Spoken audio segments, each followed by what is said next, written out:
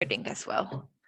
No Caroline, oh, sorry, Caroline, can I quickly ask, do you know the exact time that my session starts? Yes, it's at 1:15.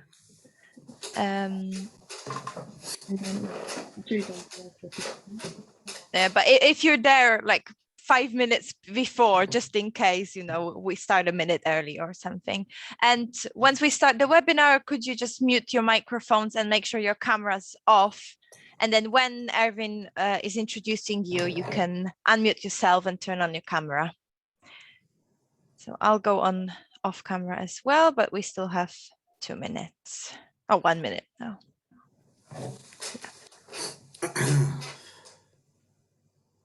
Erwin, can you give everyone like a minute 30 seconds That's once fine. we open, and just kind of keep saying, welcome, everyone's logging in. No. Yeah.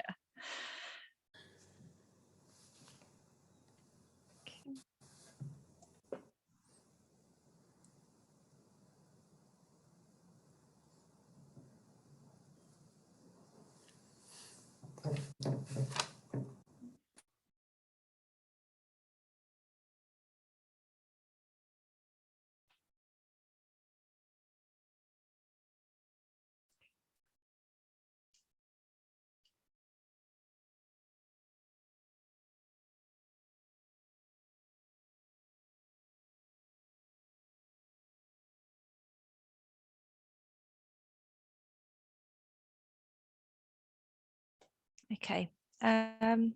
Are you ready, Erwin? Should I open the webinar? Yeah, open the webinar. Hi, everyone. Thank you for coming to today's webinar. My name is Erwin Picari. I'm a program manager at MSDUK. I'm just going to share my slides now, and we can start with today's webinar.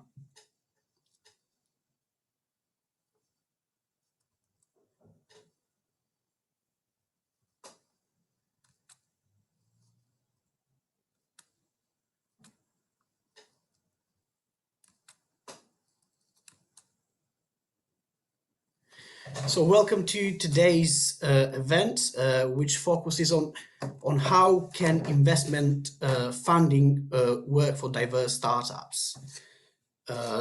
This is an event that we at MSDUK have been working in partnership with UCL. I'm going to go through housekeeping for a few minutes, and then we will start with the speakers. So for best user experience, please follow these steps. Make sure your Zoom name is in format, first name, last name, and company name, so you can be identifiable. Use to ask question, use the Q&A function. And this is the agenda. So my name is Erwin Picari, and I'm from MSDUK. I'm a program manager. Then we will have Jonathan Greenbaum, which will talk about Innovate UK. Then he will introduce Emily Knott, head of diversity and inclusion programs at Innovate UK, and Rachel O'Brickett, EDI programs lead at Innovate UK. Then at 3:15, we're going to have a startup perspective from Alyssa Eason, who's the founder and director of Next Steps. At 13:35, we're having the diversity focused investor perspective from Rodney Appiah, who was the chairman of Cornerstone Partners. At 13:55, there's a case study on the work that Cornerstone Partners are doing with Tectonic. So we'll have Rodney again with Nana Perry, who's the founder and CEO of Tectonics. At 14:20, I will do a quick presentation to let you know about our program, our pitching competition, which is the Innovation Challenge. So if you want to tag us and mention us on social media, you can use MSDUK and LinkedIn. You can use tag us on Twitter and Facebook. And please use this hashtag investment readiness, startups, hashtag startups, and hashtag MSDUK events. So before I go to Jonathan, like I said, my name is Irvin Picari. I'm a program manager for MSDUK. MSDUK is the leading organization that promotes ethnic minority businesses in the UK and connects them with large corporates. We've got a network of 75 corporates at the moment, and also we're working with at least 400 ethnic minority businesses. And what we do, we get the businesses and the corporates to work together so we can make corporate supply chains more inclusive.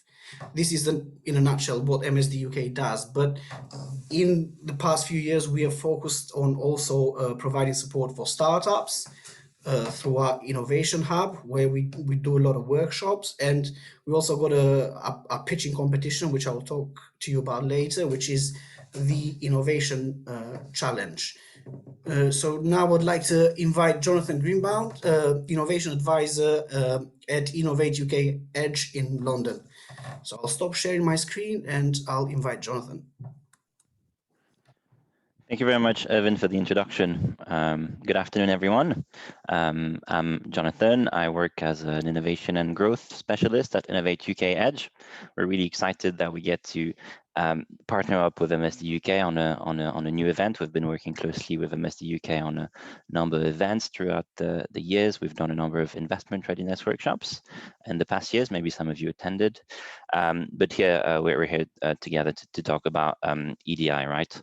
But first of all, I wanted to give you a quick overview of what Innovate UK Edge is, because Innovate UK Edge is a fairly recent program from Innovate UK, building up on the legacy of the past Enterprise Europe Network program.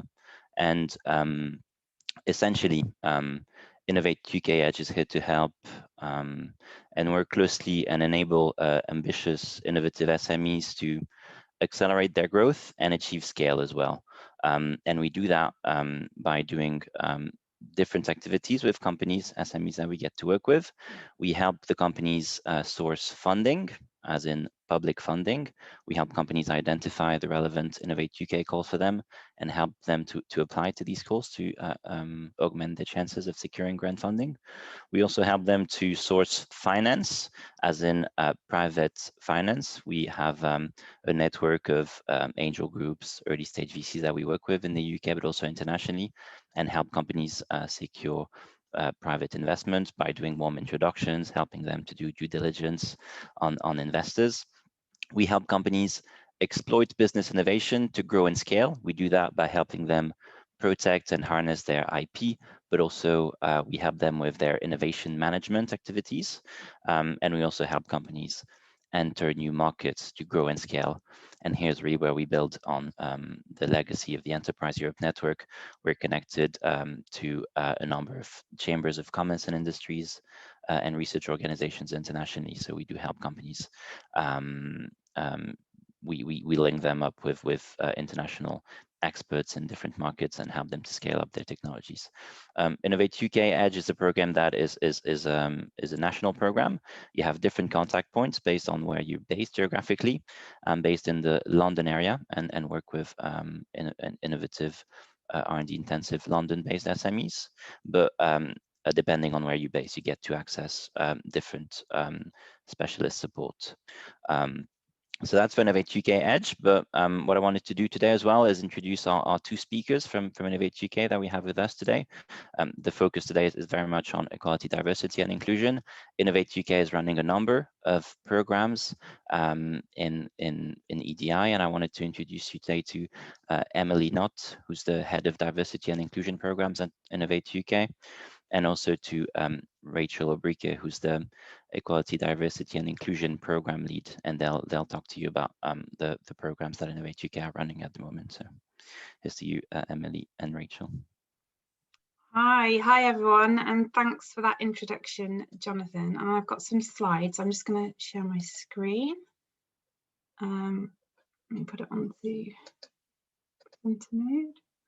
So hopefully everybody can see that okay. So yeah, hi, I'm head of Equality, Diversity and Inclusion Programs at Innovate UK. It's great to be here. So thank you to colleagues from MSD UK for inviting us to take part. I I'd really like to talk to you a bit about Innovate UK and the work that we do, and specifically the work that I do leading on promoting equality, diversity and inclusion. And we're going to do a bit of a double act. So I'm going to talk for a bit, and then I'm going to hand over to Rachel to tell you a bit more about some of our targeted programmes on this agenda. So hopefully by the end of this today, the businesses in the room, virtual room, will get to know more about Innovate UK. Hopefully you'll learn some stuff that you didn't know already. And hopefully you'll see that there are some opportunities for you to engage with us and hopefully be successful with some of the programmes that we have to support innovative businesses. And also I'm hoping that there'll be more to come in terms of Innovate UK and MSD UK working together on events like this and activities like this in the future. So let me just kick off by just really some high level information about Innovate UK. We're the UK's innovation agency. We've been around since 2007 in one form or another. We used to be called the Technology Strategy Board. And essentially what we do is provide support to businesses to help them innovate. And when we talk about innovation, our definition is the successful commercialization of ideas into products, services, new business models. And we're wanting to support innovation that is helping to grow the economy, but also really importantly, bring societal and environmental impacts, positive impacts for the UK and globally. And when we talk about support, we've got financial support. So we have lots of different grant funding competitions operating at any one time.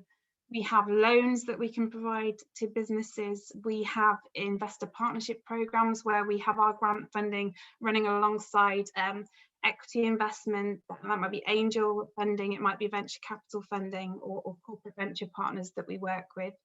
And we also have contracts actually that we issue to some of our competitions. So there's a wide range of different types of funding opportunities.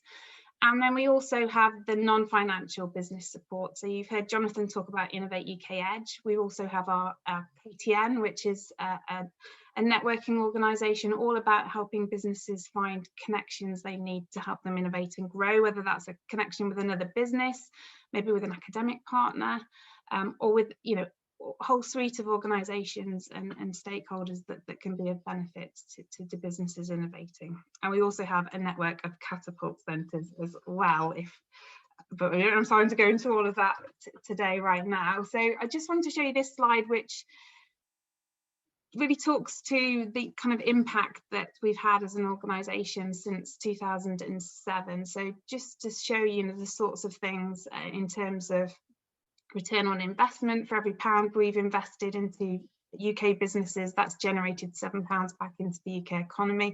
100,000 jobs have been created from the businesses that we've worked with, and you can see the numbers of projects and unique businesses that we've worked with and overall investment levels on that slide too. So now moving on to the work that I lead on, as I said, promoting diversity and inclusion, and really we split that into two broad areas. So firstly, looking at how can we properly embed and consider equality, diversity and inclusion in every aspect of the work that we do, whether that's developing a new strategy, putting in place a new programme of support, looking at the data we collect, looking at how we monitor and evaluate our activities, but also thinking about inside our organisation, how do we empower and upskill our staff so that they understand this agenda and they can make a positive difference in the role that they have in driving this forward.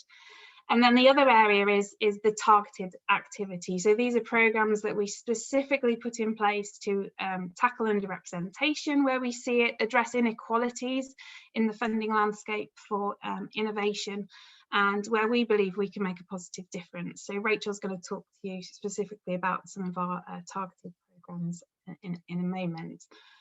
Just put this slide up. I won't talk through it because we haven't got a lot of time, but why is the UK's Innovation Agency placing so much importance on this agenda?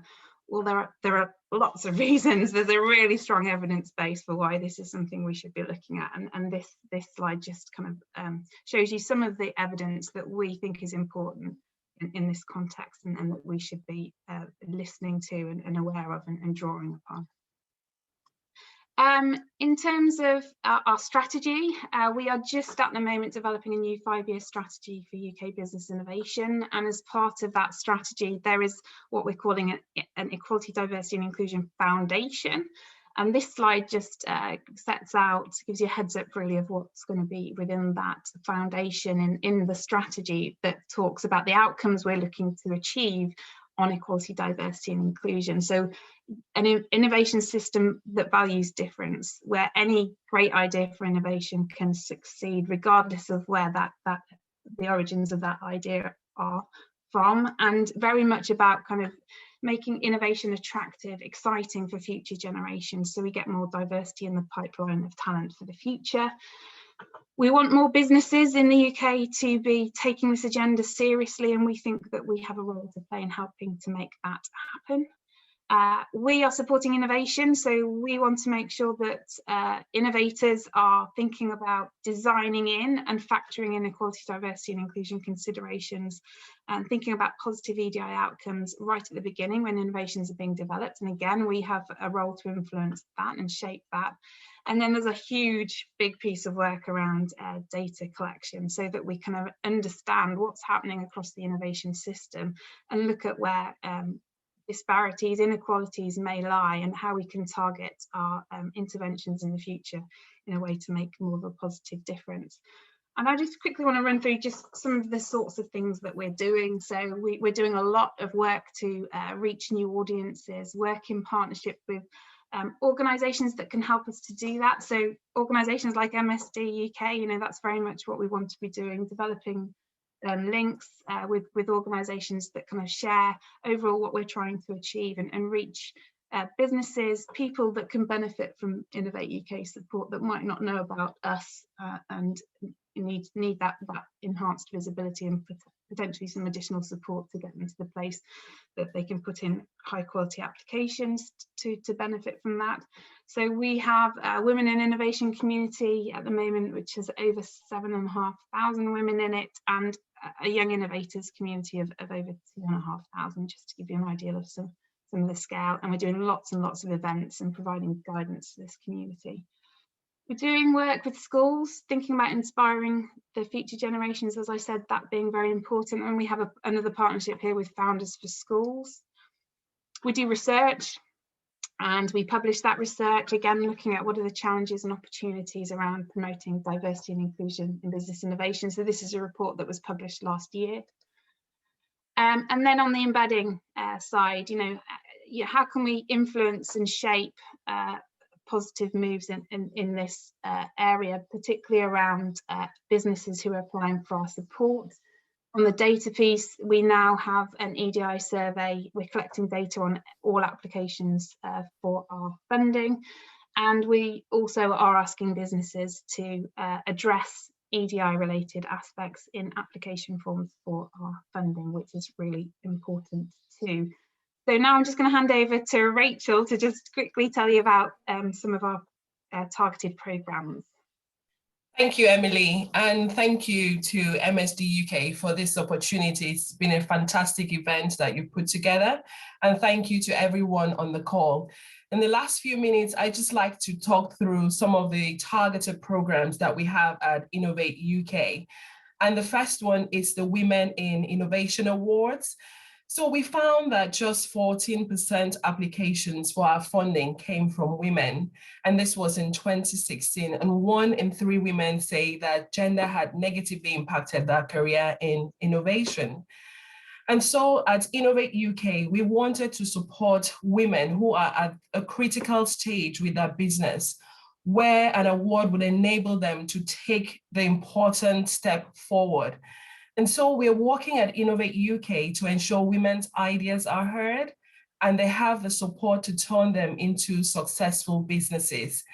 And so in 2020, we have 80 award holders. We've done 3 rounds or 3 waves of the Women in Innovation Award. The very first one was in 2016. And so these women are inspirational role models working on game-changing innovation. So we found in 2016, our very first campaign, that we had 71% uplift in women-led applications for support. So we see here that there's really a large impact in the work that we do here at Innovate UK, and a great opportunity as well. Apart from the Women in Innovation Awards, which is one of our targeted programs, the second award is the Young Innovators Award, which Emily had mentioned already. So in 2017, we partnered with the Princess Trust to run our very first campaign. And this campaign was really targeting young people within the ages of 80 and 30, and from diverse backgrounds, to develop their innovative business ideas, and for some of the young people that were already in business. So we have a whole string of support. Apart from financial support, we have other support available for young people. Again, research showed that 2 in 5 young people had ideas for products and services they thought could sell, but 82% considered the business sector difficult to access. So within this targeted campaign, we're able to provide that support, we're able to advise and actually help the young person to take their business to the next step. So the award provides grant funding, and as Jonathan mentioned at the beginning, and Emily touched on this, apart from the grant funding, we also have innovation mentors, and then allowance to start and grow sustainable business. So there's a whole string of support that is available to the young person to see them develop their innovative business idea. And then the last slide I thought was really important for me to just share today to everyone that is on the call, that this is really timely that MSD UK invited us to this event today, because we have competitions that will be opening in the next few weeks, I would say. The very first one is the Young Innovators competition. So this will be opening in mid-June. And the second one is our Women in Innovation. And we have a new competition opening late summer. Please keep an eye on our social media platform and on our website, because the competitions, we're getting ready to open these. And lastly, we'd just like to touch on the new network. So apart from this, we would like to encourage you to search for other Innovate UK competitions. These are usually on our website and also on the Innovation Funding Service platform. It's really been a big privilege for us to share some of this with you. I'd just like to hand back to Emily, if Emily wanted to add anything else, but thank you. No, I don't think we need to add anything else other than just to say thank you again. Brilliant. Thank you, Emily and Rachel. We actually do have a question from the audience. If we can sort of answer this question quickly.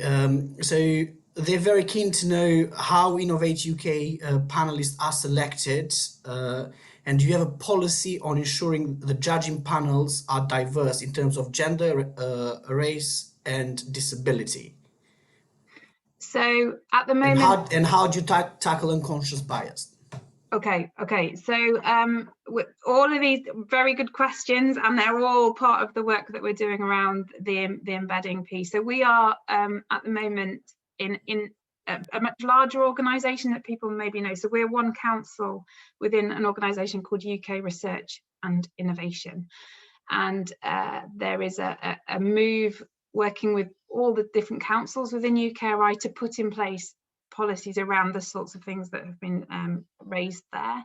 So different councils have slightly different approaches to this, but we're all taking it very seriously, and absolutely there is a desire to ensure that any kind of decision-making bodies or groups that we pull together, we're thinking about diversity when we're setting up those groups. So it's very much, I don't think we are not where we need to be. It's not perfect the way it's working at the moment, but it is very much, it's acutely there in people's minds when they're thinking about it. In terms of actual policies, there are policies, but there isn't anything at the moment that probably pulls it all together, and that's what we're working towards.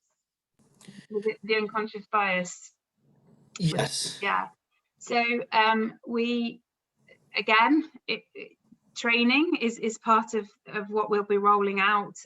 We are developing new training at the moment, so we've done a whole suite of training for our staff. going to be working actually with Jonathan and the Innovate UK Edge community with getting them much more kind of up to speed with equality, diversity and inclusion, thinking about in the role that they have, and within our assessor community as well. So there has been training previously, but we want to kind of update that and go out with a fresh kind of focus and emphasis on this. Okay, brilliant, Emily. Well, thank you both for your presentation. I really enjoyed it. So if you stop sharing your screen, and now we're going to move to our next speaker. So what I will do, I will share my screen to introduce our next speaker.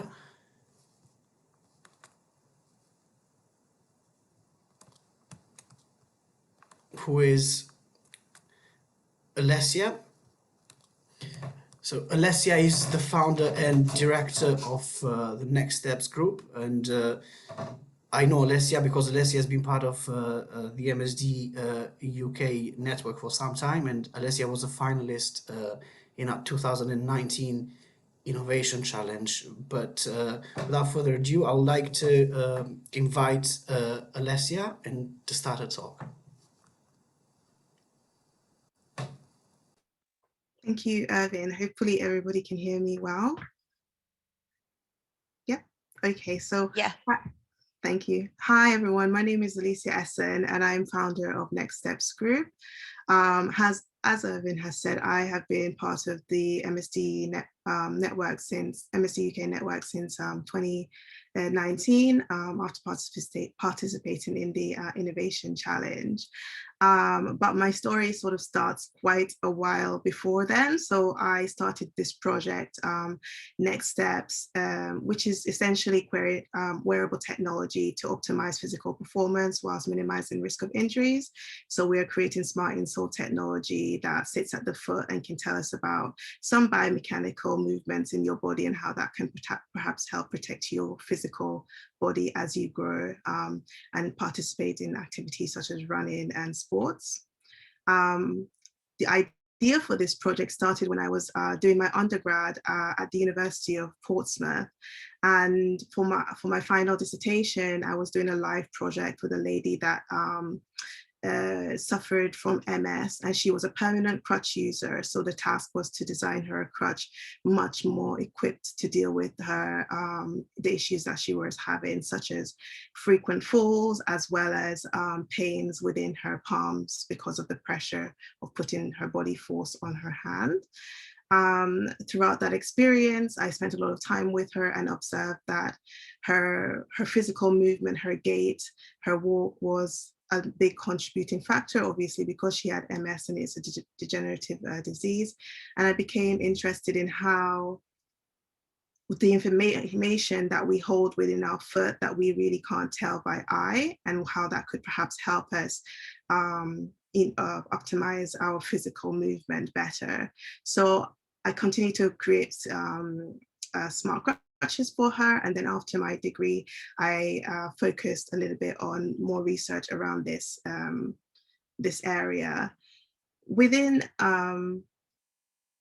myself, I was an athlete when I was in high school, so I was always around injured athletes. Myself, I didn't get injured often, but I suffered from locked knees, so my knees would lock, and I always wondered why that was. So after my degree, I went and I worked, and then I decided to go and pursue a master's because I wanted to pursue this project further, but I did not believe that I had perhaps the acumen necessary to start a business. So I completed my master's at the University of Brunel, and after that I participated in some projects.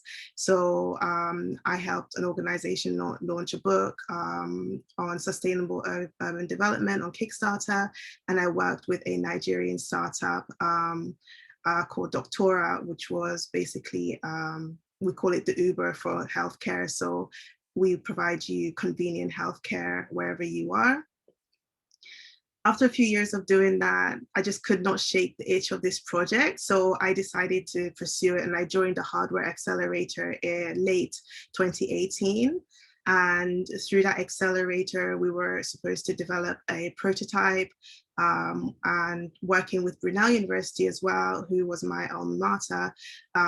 They we met with the biomechanics and rehabilitating psychologists there to basically make sure that what we were developing was what the industry needed, what our users needed, and what the market needed. So they helped us with the sensors we were going to use, the placements of the sensors.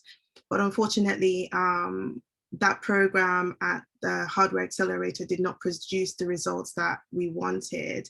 And so we had to, and I guess I will stop here and talk about some advice I would give when joining programs as a startup founder.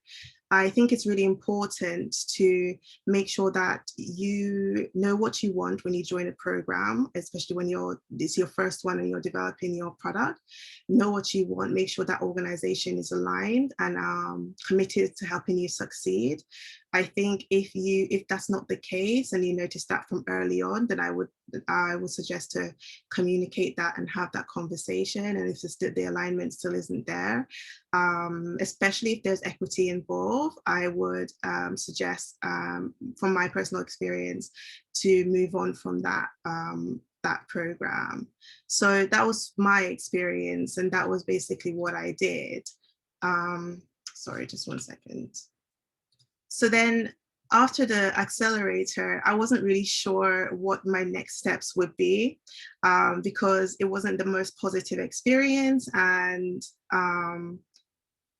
I developed some self-doubt within myself, some anxiety about whether or not this was really the right path for me. And that's when a good friend of mine sent me the Innovation Challenge from MSDUK, which sounded like a really great program, but it took some time and some chasing from Irvin and everyone for me to apply. And at that same period, my grandfather had passed, so I got to go home to Jamaica, and I felt like my grandfather had given me a gift because I got to go home and sort of realign myself. And so whilst I was in Jamaica, I applied for the Innovation Challenge, got through and got to the finals, met some absolutely fantastic founders, similar to myself, with similar experiences. And I think being able to convey those various experiences was really great as well, because the self-doubt you had, you kind of were able to say, well, okay, that wasn't me, because that's happening across the board to all of us. The Innovation Challenge was also where I met my technology partner, the Center for Process Innovation. The Center for Process Innovation is based in the north of England. And with them, we've been developing our insoles. Our relationship is ongoing, and we've been working with them since the start of 2020. Obviously, Corona happened, so it slowed down a lot of development for us, but that gave us time to develop some relationships. So we were able to develop our partnerships, we're able to explore other partnerships, and we're able to develop our relationships as well. The other thing that I wanted to explore was investment. So in late 2020, a good friend of mine from the MSD network introduced me to an investor. And this investor basically liked the product, liked myself. Obviously, though, we weren't in his sector, so he wasn't investing, but he introduced us to many other people who could give us feedback in the investment sphere. I knew that we weren't ready to go for VC money, and I'll talk about how we've been funding ourselves in a bit, but we weren't ready to go for VC money, but we wanted to understand the KPIs that we needed to hit as a hardware product to be VC investable. So we had those conversations late 2020, and it sort of helped us. So at 2021, we were able to put together quite a robust roadmap for the next 18 months. And that's the roadmap that we're developing to at the moment. So let's go back and talk about investment. This project has been funded through regional development funds. So I mentioned our partner is based up in the north of England. So through them, we were able to develop our project program through the ERDF funding. So as a founder with very little cash, I've bootstrapped as much as I can, but the ERDF funding has really helped us to de-risk a lot of our technological questions, and we continue to do that now. And I would definitely suggest, if you have especially a complicated product, a hardware product, to look outside of London and look what else is out there for you. The only thing that we had to do was register our company, our operating office in the north near our partner, to be eligible for that support. There are other mechanisms within the north of England and other regions of England that might be suitable for you, that only calls for you to have a registered office. So I would definitely suggest you explore all that's available to you, and don't just stick in the area that you know. Try and explore the rest of the UK. Universities are a minefield of help and support if you know the right places to go. So we've worked in the past with the University of Brunel in this beginning of our project, and we continue to have a relationship with that academic. We worked with, we're currently based at the University of Hertfordshire's Business Incubator, and with them they have what is called the University Enterprise Zone. Again, you can access a lot of support through them, whether that's academic support, which is then funded by Innovate UK or an EU body. And that's how we have been funding ourselves. So it's mostly been grant funded and bootstrapped.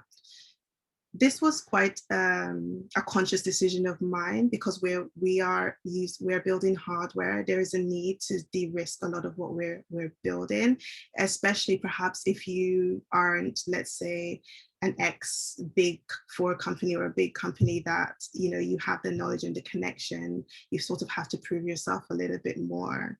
So we had to find the funding from other places.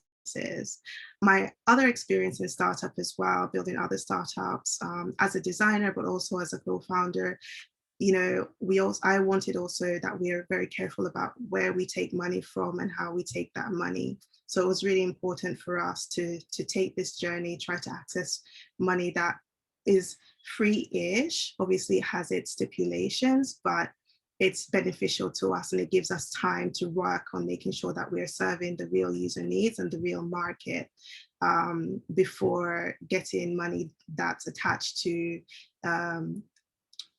constraints that might push us in directions that we don't necessarily want to go. So that's been our journey so far. Currently, we have got a website up, and that's what we're working on putting up now, all our marketing content. As I said, that's because we wanted to de-risk ourselves. We're currently now working with Olympic coaches. Some of these coaches and athletes as well will be going to Tokyo, and the hope is that we in July or closer to in the summer months, we will be releasing some content with people that we've been working with, and their thoughts on what we're developing and how it's helping them in their athletic journey. So I think I will end with basically my challenges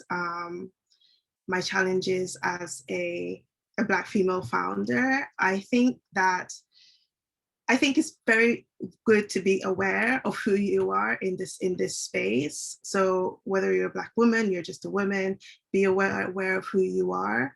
Access your network. My network has been invaluable to me, from legal advice to strategy support to investor introductions to even hardware development has been absolutely pivotal in my journey.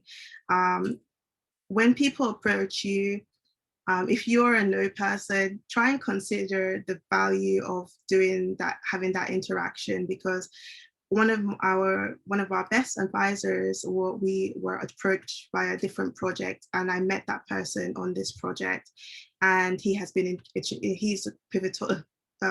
pivotal in introducing us to our Olympic, to our athletes and the coaches that we've been working with. So also leave yourself open. Don't say yes to everything, but leave yourself open to opportunities, because they'll come to you and you just have to be open to receiving them. What other advice? Team. I think don't be too quick to form teams. Do what you can.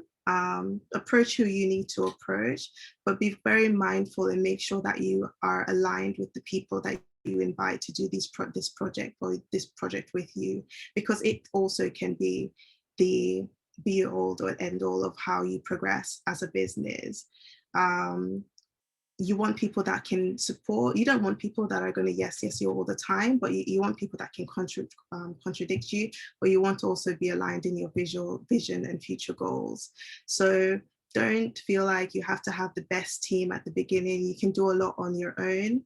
I did a lot in the beginning on my own, and then my colleagues and friends came on later on, and I continue to do a significant amount on my own, but I now have quite a robust team and a robust advisory backing behind me, and that's been invaluable. So I think that's it for my story. I hope you guys were able to keep track of that. Thank you very much, Ervin. I'm Alicia, and I'm founder of Next Steps. Brilliant. Thank you, Alicia. That was a great talk. Thank you very much, and some brilliant advice.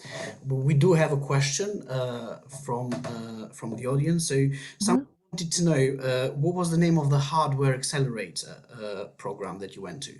So I was part of the hardware accelerator. It's based in West London, called the Centre. Oh, sorry, no, it's called Central Research Laboratories.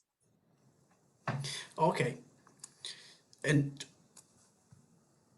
yeah, that's great. Thank you very much. Any other questions for Alicia? No, it doesn't look like. Well, thank you very much, Alicia. Oh, hang on. I think we do have a question. Let me just check. We do have a question. No, we don't. It's just a comment. So. That's okay. But thank you very much for your time. So I'm going to share my slides again, and in a second, I would like to invite our next speaker, who will give an investor's perspective. Our next speaker is Rodney Appia, who's the chairman of Cornerstone Partners. Rodney used to be an investment banker before he became the chairman of Cornerstone Partners.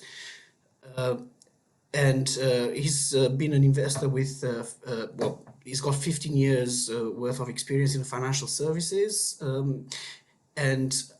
Rodney, if you would like to come forward, please. Hi guys, can you see me? Yes, we can. Fantastic. Thank you very much, Irvin, for that. I'm just going to stop sharing my screen. Great, brilliant. Great, well look, it's a massive privilege and pleasure to be here, guys, and really love the work that MSDUK are doing, and I feel like it's a huge honor to be here. Apologies that I've got slightly sore throat, so bear with me, but I'm really excited to kind of share my perspectives around investing, and particularly focusing on backing Black and diverse founders. Just a little bit of sort of background from my context. I've been in financial services for about 15 years. I was originally a investment banker at Merrill Lynch, and then I worked for two venture capital firms, the first being the Business Growth Fund, which is a £2.5 billion fund focused on writing minority checks of between £2 million to £10 million across the UK, but also was a director and investor at Foresight Group, which is a £6.5 billion investment firm that focused not only on infrastructure and renewable investing, but also regional investing, writing check sizes of £1 million to £5 million. In recent years, I've privileged to be chair and co-founder of Cornerstone Partners, which is one of the leading angel groups in the UK focused on backing Black and diverse founders. And we write checks of between £25,000 to £200,000 at seed stage, typically under EIS or SEIS, into businesses led by diverse founders across a wide range of sectors, including technology, but also looking at other sectors as well. We've backed more than 16 businesses and we've deployed £1.1 million of our own capital. And we've completed 4 investments this year, and we're seeking to do a number of other investments in a number of different sectors, including leisure, technology, and consumer. So that just gives you a bit of background to Cornerstone Partners. In addition to our investment activity, we also run an annual accelerator focused on Black and diverse founders that we launch between October and December of each year. It's a 9-week program where we support founders through a series of different sessions, touching on areas that will help them to grow and scale their business. So that includes B2B sales, customer acquisition, marketing, building out a team, things with regards to HR, etc., effective pitching, and that culminates in a demo day where one of the founders gets an opportunity to pitch for up to 100K of funding with Cornerstone Partners. And the third thing that we do is we provide and commission research into the barriers, the intersectional barriers faced by Black and diverse founders in accessing venture capital. And we launched our inaugural report a few weeks ago, which was widely sort of acknowledged and was a relatively detailed piece of work. It was about a year in the making in terms of looking at some of the essential barriers to investing for Black and diverse founders. So with that background, I wanted to just sort of share with you a few sort of thoughts from myself as to, as an investor, one of the things that I've noticed, particularly with regards to Black and diverse founders, and what I think we're trying to do at Cornerstone, but also other organisations that I'm sure are doing some fantastic work. And I think the first thing I would say is that it's quite clear and apparent that we don't operate in a genuinely inclusive investment landscape. And if you look at a number of different metrics, but primarily if you look at gender and ethnicity, female founders continue to be underfunded. If you look at the last few years, I think less than 2% of funding has gone to female founders from the venture capital community. And if you look at Black founders and other ethnic minorities, again, less than 3% of capital has been provided to individuals of that nature, of that background. And one of the reasons for that, and there's a number of different reasons for that that were sort of highlighted in our research report, but I think the primary reason, at least from our perspective, is the notion that there are a number of different sort of variables at play. And just to kind of be a little bit more specific about that, one of the things that we found is that being a founder and being in a fortunate position where you can set up a business, where you can take that sacrifice, where you can put some money and saving away to develop an idea, often where your financial situation can be quite stressed at times, is an opportunity that's relatively limited. And so as a consequence, you have a situation where you have a number of founders who come from relatively similar backgrounds. Either they went to top tier universities, or they've been well capitalized by way of their financial situation, or they're in a very, very strong position by the fact that they've been serial entrepreneurs in the past. And all these things tend to act as signals to investors in their ability to be able to support, in their ability to be able to raise capital going forward, and their ability to be more successful in growing a business. And what that does is it tends to exacerbate the situation where founders from underrepresented backgrounds, whether it's female founders or ethnic minority founders, tend to be overlooked and tend to be left in a position where they struggle to raise capital for their venture, either at seed stage or at scale-up stage.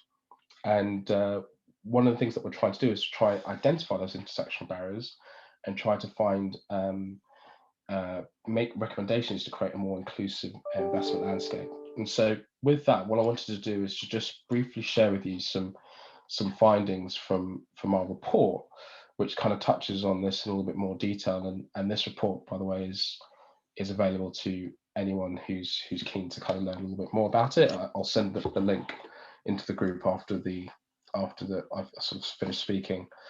And this report was done in conjunction with Diversity VC, which is a non-for-profit organization focusing on improving diversity within venture capital, Engage Inclusivity, which was our research house, and Bohurst, which is a leading data provider for high growth businesses.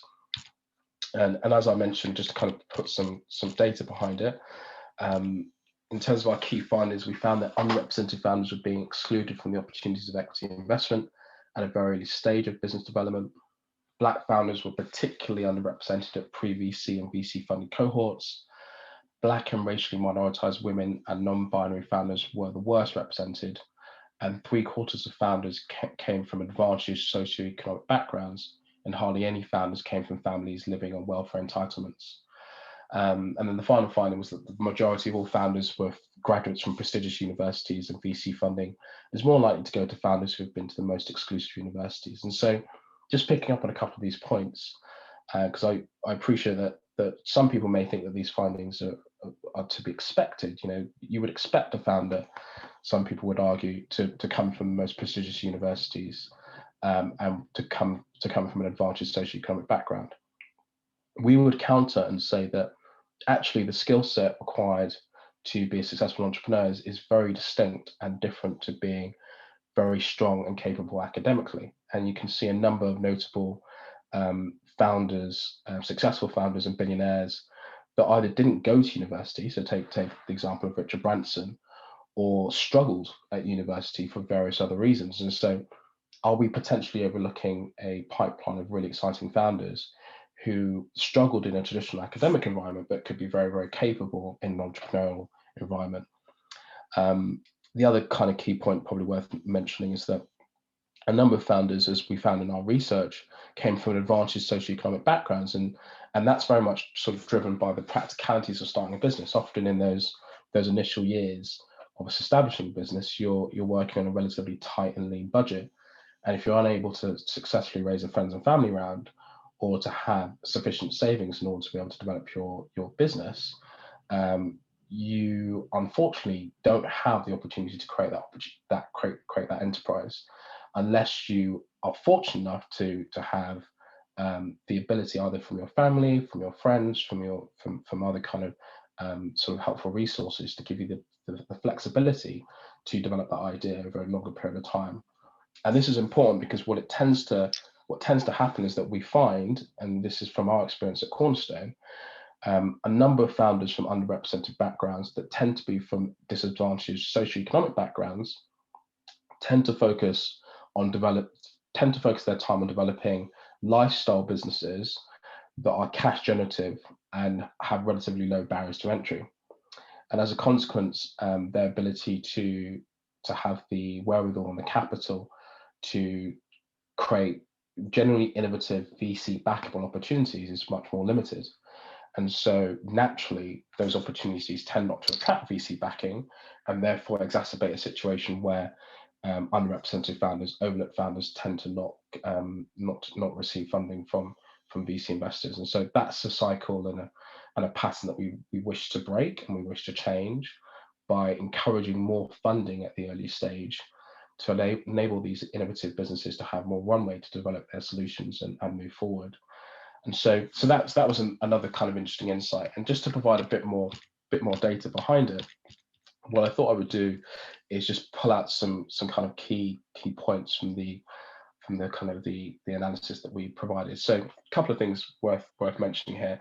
Looking at location, if you look at all of the businesses that we surveyed, and I believe that we surveyed north of 2,000 businesses, like 1,300 at pre-VC and just shy of 690 at the VC funded stage. And pre-VC, as we defined it, were businesses that were successful in raising angel funding of 100K or above, and had a team in place of, I think, more than 2 or 3 individuals.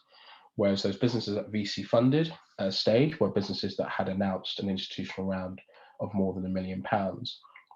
What we found is that the split in terms of representation was such that 53% of those founders were white, 24% of those founders were Asian, 16% of those founders were Black in terms of the London split, the London ethnic population, as per the GLA 2016 data. But then when you translated that into the number of founders that were successful in raising that capital, those figures dropped quite considerably. And so I believe that in the case of Black founders that were able to raise funding that were across the UK, it was circa 3%, 2.9% of Black founders were able to attract VC funding, even though the vast majority of VC capital is deployed in London, where 16% of the population makeup, according to the GLA data, is of Black origin. And then similarly for Asian founders, I believe that the figure was something in the order of 7% of Asian founders were successfully raising venture capital funding, even though, again, within London, where there's a bias of venture capital investing, 24% of those individuals were of Asian origin. So that suggests a disconnect between the representation of individuals within that city, that highly cosmopolitan city in London, and the businesses that ultimately attracted VC capital. And as I said, I believe that that's largely driven by the socioeconomic circumstances of those founders. It's driven by the intersectional barriers that they face. It's also driven by the networks that they tend to be able to access by way of being aware of and have exposure to venture capital, which is something, again, that we're trying to address at Cornerstone. Another interesting finding that we touched upon, which I wanted to spend a bit of time on, was just looking at ethnicity in particular, and what was really interesting, and I think this was raised in a number of reports recently. For example, the race report, which obviously there was some strong views on either side regarding that report. One of the things that were raised was the fact that the issue with the term BAME is that it tends to group very distinct categories that have very distinct problems into one bucket, and that causes a number of issues. And this data that we captured on ethnicity, for example, really started to break that down to a little more detail. So, for example, if you look at Black founders, which, as I mentioned, are underrepresented both at the pre-VC stage and the VC funded stage, what was curious is that where Black founders were successful in graduating from pre-VC to VC, actually that percentage went up. So it went from 1% up to 3% of VC funded of firms being led by Black founders, which suggests that where Black founders are successful in at least being able to sort of develop their idea, be able to kind of prove out the solution, being able to validate the proposition, they were more successful on a relative basis in being able to raise institutional capital. Whereas actually in the case of Asian founders, the reverse was the case. So 10% of Asian founders were successful in raising funding at pre-VC stage, but that figure dropped to 7% at the institutional phase in the case of Asian founders that raised more than £1 million. And then again, if you look at within Black founders in particular, there are certain categories of Black origin where there seems to be a particularly acute challenge as it relates to raising venture capital. So if you take, for example, Black Caribbean founders, we weren't able to identify any Black Caribbean founders that were able and successful to receive investment either at the pre-VC phase or at the VC funded phase. And I just caveat that data point by saying that this data was captured in the year of 2019, looking at all businesses that announced funding and or were captured by our data provider Bohurst. And so that was quite a compelling statistic, and that suggested that even within the ethnicity of Black, which obviously is quite a broad term, there were some acute challenges that were being faced amongst different individuals of Black origin, and to what extent was that driven by the venture capital environment that they faced? To what extent was that driven by perception? To what extent was that driven by access to venture capital, networks? To what extent was that driven by preconceived ideas of what that founder is, what they do, how they operate? All of these things were important considerations and something that we looked at in a lot of detail.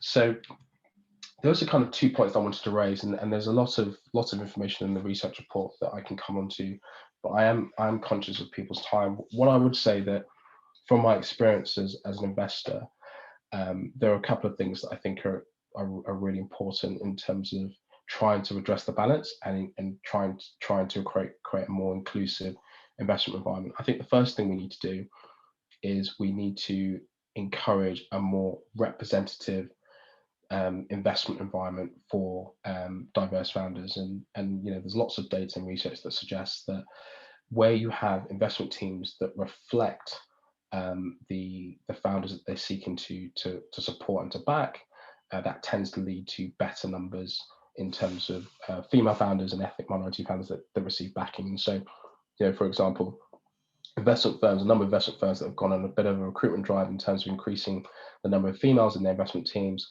That has had a direct correlation in terms of the number of female founders that are now starting to receive funding. And similarly, you know, if we're keen about improving the level of venture capital that's attracted by ethnic minority founders, again, that needs to be driven by having a more representative investment base made up of decision makers, not simply analysts, that can help to kind of unlock that deal flow. So that's the first point. I think the second point is the notion of networks. And I think, you know, private equity industry, the venture capital industry historically has been, you know, naturally leaning on their own networks in order to find and identify deal flow. And in order to back the exciting founders of the future, you know, those founders may not necessarily be part of our existing networks, and we need to be intentional in creating what we refer to as an open VC environment that enables those individuals to engage with venture capital, even if they had no prior knowledge or relationship with us as investors. And so there's a number of initiatives that I think Diversity VC, for example, have championed around creating a more open, inclusive VC environment. You know, this notion of kind of having open office hours, this notion of you know, generally having an open application form that enables people to gain access to a decision maker without having a warm introduction. All of these elements are very, very important in trying to remove the barriers to talented founders gaining capital. And that kind of leads on to my last point, which is what we're not, you know, advocating here is lowering the bar for a, you know, a talented, exceptional founder. We're not advocating that at all. I think what we're trying to advocate is an environment that gives everybody, irrespective of background, the opportunity to gain capital to scale their business. And if we're intentional in terms of how we build our investment firms in order to achieve that, then I believe that, you know, the next 10, 15 years will look very, very different in terms of the makeup and representation of those founders. Because, you know, as we say at Cornerstone, you know, we believe that talent is equally distributed and opportunity is not. And so how do we redress that balance? How do we look at our processes? You know, do our processes incorporate unconscious bias? Do our processes naturally gravitate to a certain type of founder that may be in line with our investment thesis, but may not necessarily, but may, you know, I consciously or unconsciously exclude founders from a certain background or from a certain socioeconomic standing? These are the things that we need to spend time looking at and digesting in more detail. One practical thing, for example, that we do at Cornerstone is we run regular webinars and seminars around venture capital. You know, how does venture capital work? What is venture capital? What are the key terms that you would see in a heads of terms? You know, why would you consider venture capital versus other sources of funding? What benefit or value could venture capital bring to your business? What does a venture backable business look like versus a lifestyle business? And again, raising exposure and awareness of venture capital is absolutely critical in increasing that exposure to talented founders that may or may not consider venture capital as a viable route for their growth journey. So I think with that, I will stop unless anybody had any questions. Brilliant. Thank you, Rodney. Thank you for the great insights. And thanks for the great work that you're doing. I think we do have a question. Oh, actually, it's a very straightforward question. Can you put your email address in the chat, please, Rodney? Yes. But I do have a question for you, Rodney. I do have a question for you. So I just wanted to ask about how vibrant is the diverse funding ecosystem in the UK, and how does it compare to other countries like the US, for example? Yeah, great question. And what I'll do is in the research report, I've just sent the link in the group. There is a page that talks about the ecosystem in more detail, because there is some fantastic work that's being done by a number of different individuals. And I'll pull that page up now. So this is the ecosystem as we see it. I don't know if you guys can see that on my screen. And we've sort of categorized it into various buckets. So equity investment, community organizations, incubators and accelerators, alternative investment, reporting, thought leadership, and training and development. And so what I would say is there was a number of really fantastic organizations doing some great work in this space. If anyone would like an introduction to any of these organizations, please shout. There's some fantastic resources out there for diverse founders to access funding, gain a better understanding of venture capital. And one other point I probably should make is that venture capital is not for everybody, and it may not be necessarily right for your business, but to the extent that it could be, there is a growing, increasingly more mature audience that are available and ready to hear more about your business. Great, thanks, Rodney. We got another question for a member of the audience. If they would like to pitch to you, what would be the process? Yeah, sure. So you can either send me an email, and I've just sent my email address on the chat, or you can go directly to our website, so www.cornerstonepartners.co.uk. And as I mentioned, in an effort to embrace a more open VC model, we have an open application form. If you scroll to the bottom of the front page, there's an open application form. Fill out your details, upload your deck, and someone will get back to you within the next 72 hours. Thank you for that. There's another question as well, and someone wanted to know, how have Cornerstone Partners been received in the VC community, and has there been any proactive interest in partnerships from other VC, or have you find the environment challenging to do business? Yeah, I think it's a really great question, by the way, whoever asked that question. I would say that the awareness of needing to do something, I think is very evident. And I think what's really exciting is that we have some fantastic friends. We've got some great co-investors. So a number of the deals that we've completed, we've co-invested. So we've co-invested alongside Atomico, alongside SFC Capital, alongside a number of other sort of angel groups. We've got some great support and buy-in from the UK Angels Association, where we was recently secured a finalist award for Angel Group of the Year. And so there's a real, I think, desire to try and create a more inclusive environment. I think at the end of the day, we're all trying to do the same thing, which is we're all trying to find exceptional founders. And I think at its core, I think people recognize that exceptional founders can be found anywhere. And so to the extent that we can do, we can make changes to our processes, to the way that we operate, to the way that we run, in order to unlock those, any initiatives that will support that endeavor, people tend to be generally supportive of. So yeah, we've had some great support thus far in terms of our activity. Thank you, Ronnie. This is the last question, and the question is, what are the options for SMEs which are not SEIS or EIS eligible? There are angel groups out there that provide funding in lieu of SEIS or EIS. So the Cornerstone, we're one of them. So we like for SEIS and EIS to be in place, but if it's not in place, that's not it's not prerequisite to us assessing an opportunity, because I think SEIS and EIS are very attractive, but fundamentally a good founder is a good founder. So that's the first thing I would say. Secondly, there are alternative sources of funding. So you've got platforms like Lendo that provide debt funding for businesses. You've got platforms like Unlimited that provide grant funding. So does Google as well, that provides grant funding to diverse founders. You've got individuals. You've got organisations like FSC London that focuses on providing debt funding. You've got the Creative Fund that focuses on businesses in the creative sector, the media sector. So there's a number of different organisations that are available to provide different sources of funding.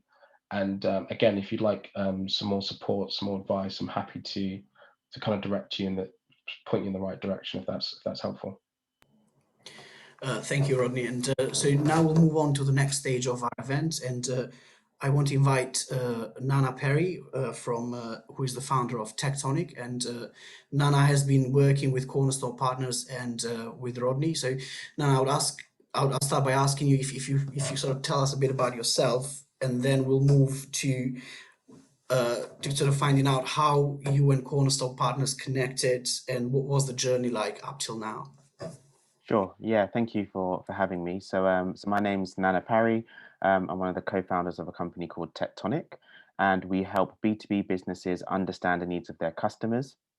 We do that through a mixture of consultancy and digital products, and our goal is to really help businesses understand who their customers are, what their needs are, so they can improve their sales, marketing, and product strategies. So that's a bit about me. I can go straight into how I met Cornerstone. I'll actually start with a story, because prior to my running Tectonic, I had a previous business in the music industry and raised some investment from multiple angel investors there. And I remember when I was going through that process of raising, trying to connect with angel investors and raising, I got a really odd question from one of the investors. And that question was, okay, so you're looking for, £250,000. Have you asked your parents? And I thought that was a very, from the culture that I've been brought up in, I thought that was a very odd question. And it really made me start to understand why some of the barriers in terms of raising capital were there for those who are minorities or underrepresented. And then, as you know, that first business didn't work out, but I did learn a lot about the process. And I'll be honest, I became quite skeptical about the idea of raising funding again. However, with this new business Tectonic, I was very much on the, we'll bootstrap for 25 years if we have to, we'll do what we need to do. And actually it was through a friend that I met one of the partners at Cornerstone, and we weren't looking for investment, but we were just connecting. And I think going to some of the things Rodney was saying before, just about groups connecting with businesses, regardless of whether they are looking for investment or not. I connected with one of the partners, and it was, built a relationship really over 12 months, just speaking about my business, how, we could help each other, etc. And it was just later. Anna, just on that, did you always think that venture capital was right for you? Did you always think, were you always aware of venture capital as an asset class? I would say that I was bought into the sensationalism of VC early on, but then through some research, recognized that for some businesses it makes sense and for others it doesn't. But based on my own ambition, I felt that at some point in time, I may require, that level of funding to be able to reach, financial goals. Yeah. Fantastic. And so what was it about, was your research quite in depth in terms of the different types of funds that were out there, or did you just, with Cornerstone, was it sort of the first company that approached you that was the right fit? How did you kind of go about assessing whether it was the right fund, the right organization for you and for your business? Yeah, no, so it's a good question. So I was aware of a number of VCs and angel networks in the space.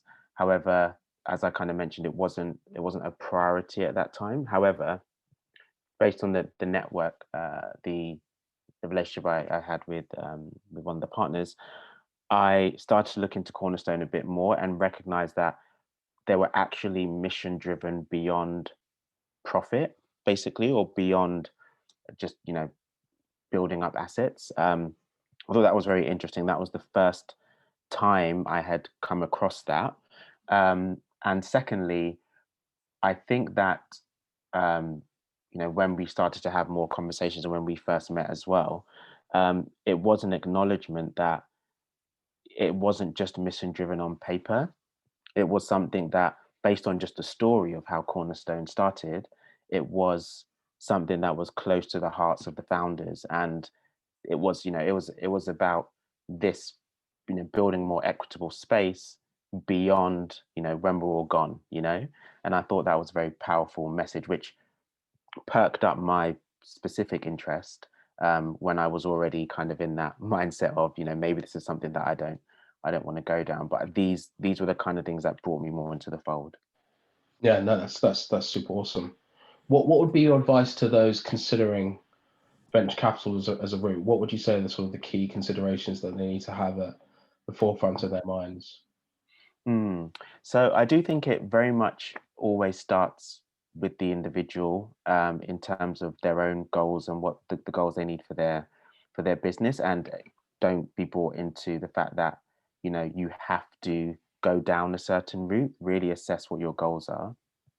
I think the second thing is not necessarily needing the funding before you start building relationships in the space, because even if it's not on your mind now, especially in the early stage, you don't know where your business necessarily is going to go, and at some point, due to some validation or some product decision, it might actually be really relevant for you. And what you don't want to do is be starting from scratch or starting from zero when you do want that.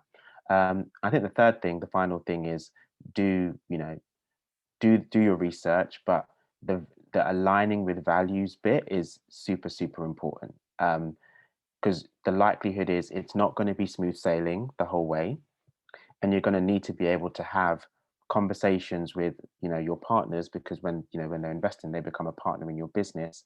You're going to need to be able to have conversations that allow you to come together and come up with a route that you're both bought into. So I'd say those are kind of three things that I would ask people to consider. And then on the flip side, what would you say the talk about our experience with Cornerstone, and like, please feel free to be candid, Nana.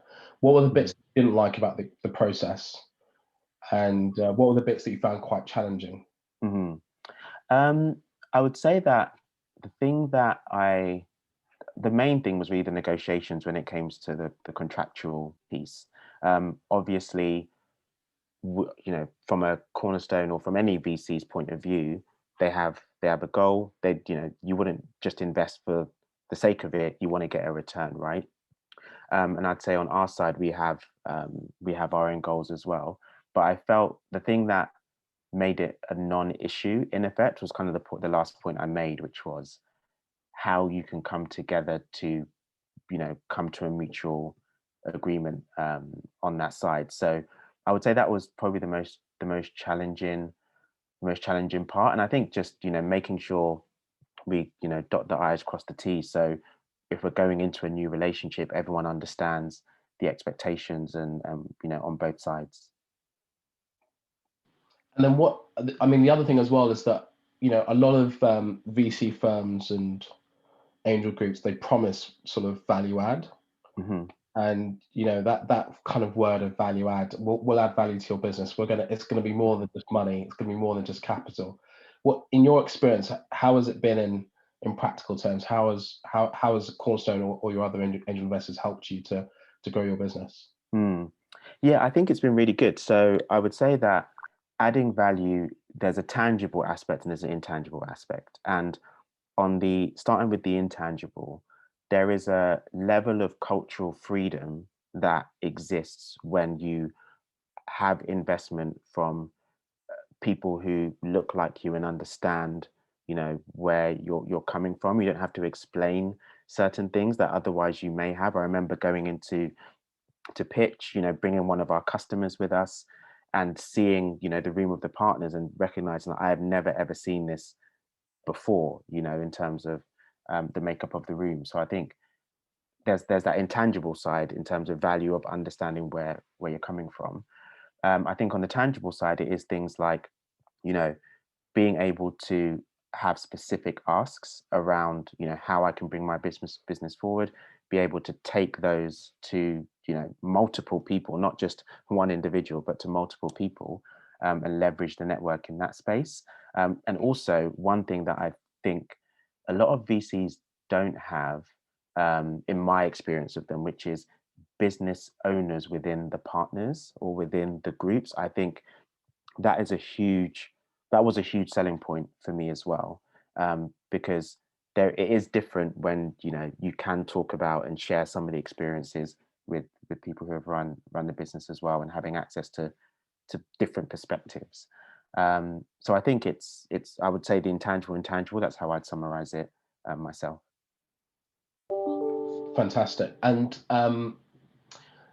do you want to touch briefly, Nana, on the stresses and strains of just running a business where you're not only responsible for the staff and yourself, but also for your investors? Talk a little bit about that, because I know that you've got a good understanding of that, the kind of the that well-being piece, which I think is so important. We don't talk about enough in our industry. Yeah, no, I mean, you're going to have to time box me for sure. But yes, I mean, when you are leading a company, my view is very much, you know, the people don't work for you, you work for them. You're taking them on a journey, on a vision. So a good example is when COVID hit and there was a lot of uncertainty in the market. You know, it was really about how do I best manage the situation for the people who have come on this journey for me, but also taking care of myself as well. And these other health issues that have not normally in the context when you are building building a company. So I would say that, you know, there is no illusion to me that it's the most difficult thing that I've ever done, is to, you know, start something and continue it through difficult periods and continue to try and thrive. However, I will also say it's the most rewarding thing that I've done from a personal growth point of view. Just in itself is incredible. And I'm still learning on the well-being side as well, and trying to recognize where, you know, I have commitment, I have made decisions, and I need to see those through. But alternatively, it should not be done at the expense of my mental or physical health. And finding that balance it's not easy, especially when you're very kind of results driven. It's really not easy. So that's stuff I'm still learning as well. But yeah, I don't know if that answered your question. No, it did, and I'll probably at that point hand back over to Irvin. Thank you both, Rodney and Anna. Thank you for showcasing a successful relationship between an investor and a startup. I think that's great. So what we're going to do now, I think I'm very conscious of the time. We are going to move to the final stage of the event, and it is me presenting our flagship competition, the Innovation Challenge, which is open only to ethnic minority startups and SMEs. So what I'll do is I'll share my screen, and we will commence very soon.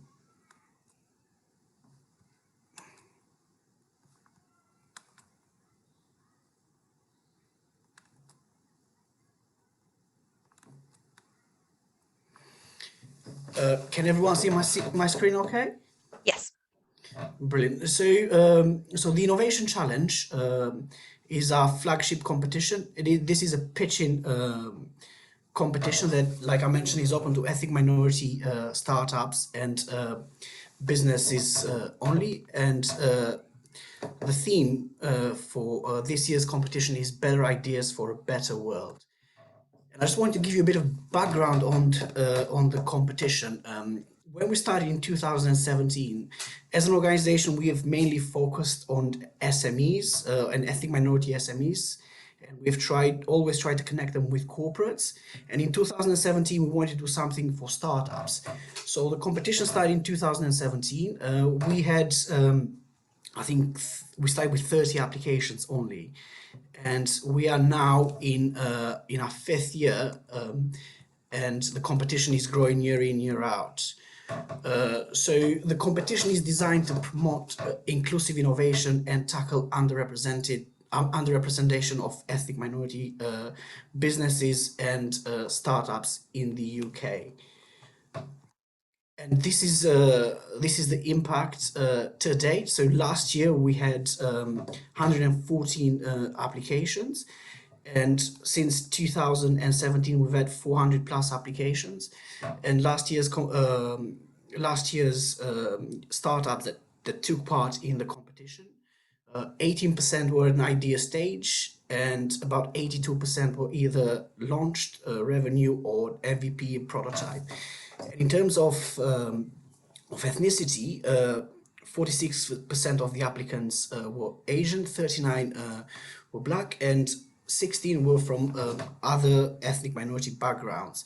The ratio between male and female, which we do try very hard to address this, and we do focus on having female founders to take part in the competition. Last year was 57 and 43 male to female ratio. So this year the competition has changed. Last year's and the previous year's competition was designed as a catch-all competition and open to all startups. This year, what we're doing, we're focusing on the 17 UN development goals. And the reason for this is because the startups that will take part in this competition, we want to see them make an impact within one of these goals. And these are the categories for the competition. So we got a category on energy and net zero carbon, which is sponsored by Accenture. And we're looking for businesses or startups and SMEs for that matter that are focused in access to affordable and reliable energy, renewable energy, clean tech, energy efficiency. The next one is Advanced Digital Solutions, which is sponsored by Digital Catapult. And the focus for the startups and SMEs here is to be in future networks, distributed systems, AI and machine learning, and also immersive technology. The other category that we have is Facilities and Smart Buildings, sponsored by Cummins. And the focus is on reduced greenhouse gases, reduce waste, smart buildings, and water consumptions. And healthcare and well-being is another one, which is sponsored by GSK. And this category focuses on pharmaceutical, medical devices, health tech, consumer health. So we are looking for startups and SMEs that are working in those areas. And last but not least, we have social innovation, which is sponsored by EY. And the focus for this category is on meaningful work for the next generation, the future of the workforce, and the collaborative economy. These are the dates for the competition. So the application will close on the 30th of June. On the 15th of July, we will announce the 20 top applicants. 30th of July, we will have the semifinals where 20 of the highest scoring applicants from the previous rounds will pitch in front of the judges. Then on the 5th of August, we will announce on social media and on other media channels about the 10 finalists that have been selected. There's a pitch training event on the 21st of August for the finalists, and the final or the grand final for the Innovation Challenge is on the 2nd of September. And these are the prizes. So for this year's prizes, the overall winner will get a 5,000 cash prize. We got £50,000 worth of scholarship from the TAC Business School. So what we've done previously, and we'll do this year as well, we have worked with the TAC Business School in the US, and every year we have sent 4 category winners to the US, all expenses paid, to attend one of the TAC scholarship programs that focuses on ethnic minority startups or early stage businesses. There's also £100,000 worth of corporate mentoring from our sponsor Accenture, who are the headline sponsor this year as well. So what Accenture will do, they'll again will work with the category winners, and they'll pair them up with a mentor where the startups will need it, in what area the startups will need that mentorship and support. And there's also 2 years of free MSDUK membership for all the finalists. And this is the eligibility criteria. So all the participants in the competition should have at least one founder list of ethnic minority, and that founder needs to own 51% of more equity in the business. And I think this is important for us, and the reason why we ask this is because the power of the decision making in the business has to be with a person from the ethnic minority. The second criteria is that applicants can apply for 2 categories simultaneously, but have to indicate that they are making an impact aligned to the category UN SDG goals. And the third criteria is that applicants must be obviously UK citizens, residents, or on a startup or innovator visa. And the last criteria is that this competition is open to startups, SMEs who are at at least MVP stage as a minimum. but I guess that's more for startups, as SMEs are more established. And if you got any questions, I'm more than happy to answer. So if you are interested in filling in an application form, please do scan the barcode, and I'll put my details on the chat, so you can contact me on email. So I'm going to stop sharing my screen now, and I'll open to questions if you have any questions about the competition. No questions? Okay, no worries. Well, thank you all. I think Natalie Jameson has raised her hand. Hi, Natalie. Would you be able to write a question on the Hi. function, or can you speak? I can speak. Can you hear me? Brilliant. Yes, I can hear you. Oh, great. Okay, so I'm the founder of an edtech business, and at the moment we're a sort of traditional classroom trainer, and we're developing AI to accelerate the learning process for digital skills. We're generally working with women and underrepresented groups. So the first one I saw that we could apply for was the Future of Work Skills? Was it EY? So yeah, you can apply for social innovation category. Social innovation. Okay, and then because it's the skills for the future of work, I was like, oh, it's that one. Okay, that's it. You can also apply for advanced digital tech as well. Advanced digital solutions. Oh, sorry, you just broke up. What did you say? Advanced digital solutions. Yeah, so that was my question. Yes, you can apply for that. Yeah, so they fit AI both of those. and machine learning, so okay. you qualify to apply for that. Okay, that's great. Okay, no thank worries. you very much. No problem. Any other question? No, I don't see any questions. So I'm very conscious of the time. So I'd like to thank everyone for taking part in these events. I would like to thank our partners at UCL, because we did work very closely with them to deliver this event. I'd like to thank Jonathan and the team from the Innovate UK, Alicia from Next Steps. A huge thank to Rodney from Cornerstones, and Nana from Tectonic. So it's been great having you all today, and I should see you hopefully in future events that we will organize as part of MSDUK or in partnership with our other partners. So thank you very much for your time, and hope to see you soon. Take care.